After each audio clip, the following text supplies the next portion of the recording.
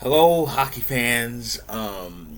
Well, night game twos has come to an end, and well, as is the case when it's the Metro and Pacific that's in the spotlight, the Metro was kind of tame, and the Pacific Series, the Battle of Alberta, uh, continues to deliver as advertised. The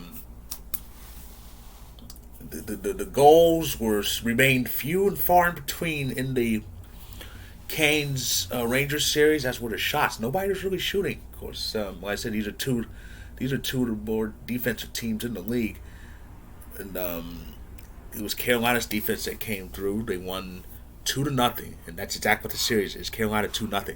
Amazing. The Rangers scored one goal in this series. Of course, they have the two-headed monster in net, Frederick Anderson and Antti Ranta. Of course, it's been Ranta all the way because Anderson's been out the whole playoffs, but they've been doing fine so far.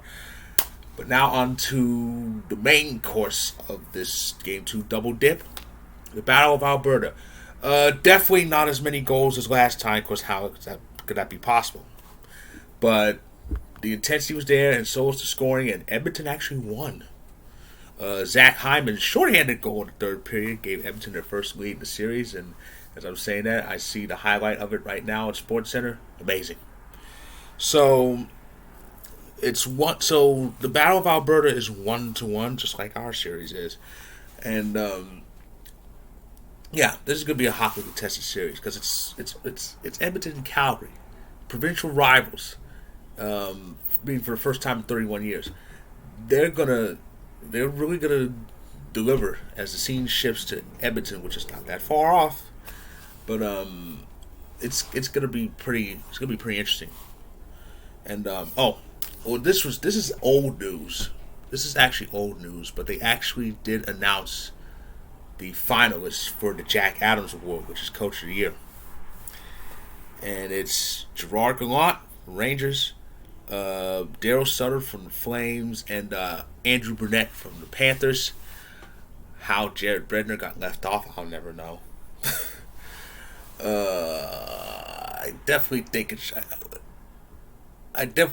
have been him over Sutter. To be honest, though, I don't know. Something tells me Burnett's going to win it because look what he inherited. Look who he replaced. I mean, he ended up having to step into the head coaching role because the last head coach was a jackass who decided that winning the cup was better than, I don't know, helping out the victim of sexual assault. So yeah. Speaking of coaches, of course, you heard the news. Rick Bowness stepped down as the Stars coach. Of course, I think he took over in the heart of the 2019-2020 season, the season that ended up being impacted by the pandemic. And of course, in the bubble playoffs, Bonus coached Dallas all the way to the Stanley Cup final. They fell 2 wins short. But of course, Dallas made the playoffs this year and lost that overtime game 7. But yeah, it should be interesting to see who Dallas gets to replace Bonus. So anyway, that's my recap of tonight's action. And tomorrow, there's only one game on the schedule, and it's the Avs and Blues in St. Louis, Game 3. And I just want to say this. I actually thought about this last night. Of course, it's 1-1 now. Last year in our second round series, it was 2-0. I honestly think that we're in a better situation now than we were last year. And the reason is this. When we were up 2-0 in the round 2 series, we were just getting too comfortable. I think we were. And I think that led to us actually disappearing in those next 4 games. Like, that's got to be it. I mean, we go 2-0, and then all of a sudden the next 4, we just don't play like ourselves. That had to be what happened. We got too comfortable. We got too proverbially fat. And we just didn't try. We just expected the 2 wins to just come to us. That's not how the Stanley Cup playoffs works. This year, even though Game 2 did not see us at our best, this was kind of the kick in the teeth we needed. I think that I think that now that it's 1-1, there's going to be more of a focus.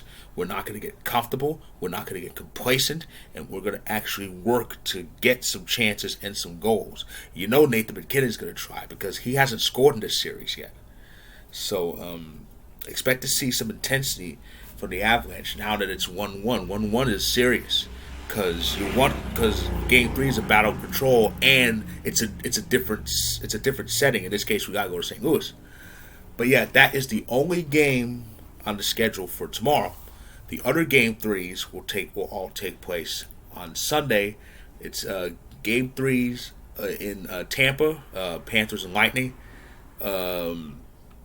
MSG, Hurricanes and Rangers, and Edmonton for the Battle of Alberta.